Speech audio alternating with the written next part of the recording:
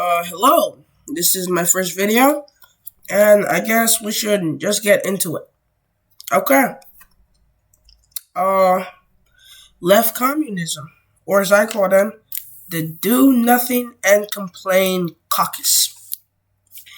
This video will be about two things.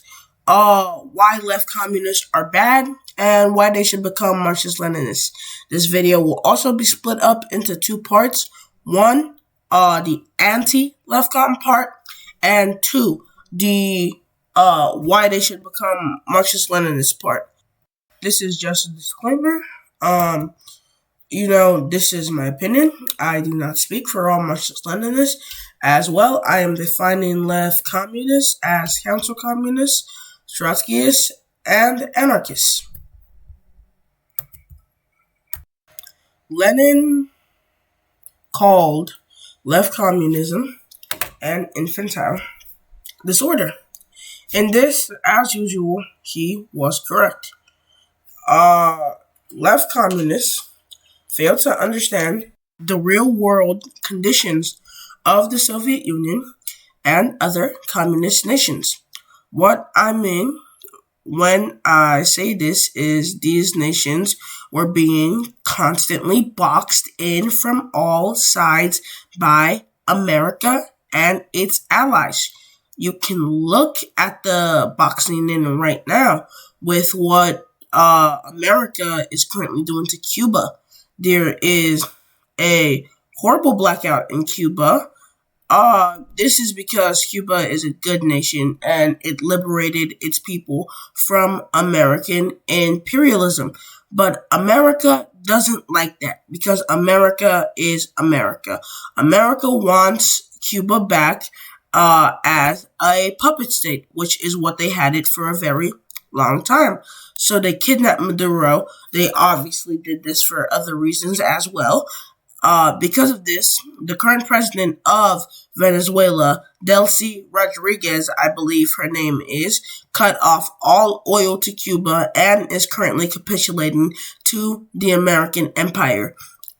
This, as of March 29th, 2026, effectively ended all electricity to Cuba, and people are dying in hospitals due to the lack of electricity. This is a great example of how these communist nations are boxed in by America. Another problem with left communists is that they can't see that democratic centralism is necessary for a time. Personally, I think democratic centralism is needed until the whole world or a substantial amount of the world is communist. Communist nations need this centralism because it keeps your nation strong, it creates more structure within your communist nation, and it makes sure that the people still have a democratic voice. And most of the time, Soviets, workers' councils still existed and had nominal control over their workplaces. The last thing, and I will ask this as a question, what is it that we communists want? I can answer this in 6 points. We want workers owning the means of production. We want an abolishment of private property, the material conditions of the proletariat to improve, a end to all imperialism, full implementation of these policies, and last but certainly not least, the worldwide implementation of communism. All communist nations do or did this. This is true. I mean, look at the rights and quality of life in the former Soviet Union and Eastern Bloc before, during, and after the collapse. It's objectively a huge difference. And then one thing I would like to highlight is how, on the points I made previously, the people of Cuba have what they have today. You know, in Cuba, people hold the means of production, they elect their bosses, and many things like that. In Cuba, private property is abolished. And with those 2019 reforms, those were unaccurately shared by the Western media as Cuba turning capitalist. That in no way, shape, or form has happened. Land is managed in Cuba in this way. The government holds about 70% of the land on behalf of the people.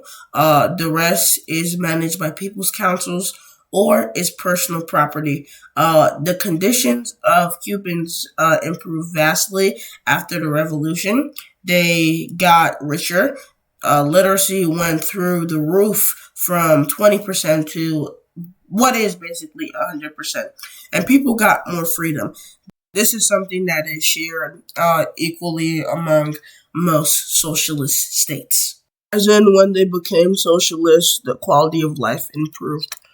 Cuba can't end imperialism, of course, but they've defended themselves and other nations from it. Cuba has implemented socialist policies to the full extent that they can be, if not to the fullest extent possible. Uh, Cuba can currently not fully implement communism because socialism is not the predominant mode of production of the world.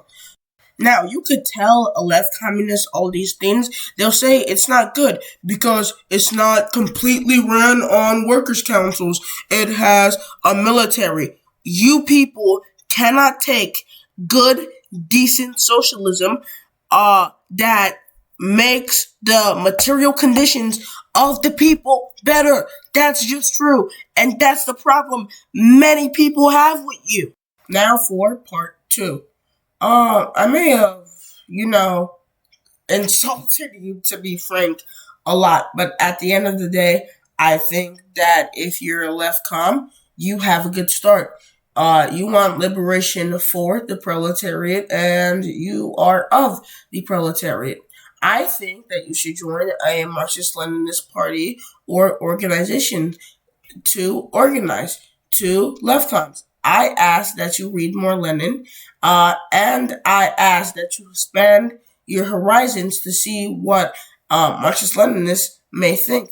Also, to all left coms, we must coexist as communists. We may not agree on some things, but we agree on 80% of the issues, and those are the really important things. The only thing that the billionaires fear is us banding together as communists, as proletariats, etc., etc., banding together and overthrowing them. If we can do that, then everything we want comes to fruition. And thank you for your time. I may be saying, as always, even though it's the first video, but as always, end capitalism, end imperialism, free Sudan, Palestine, Congo, and all oppressed peoples. And no war but the class war. Thank you.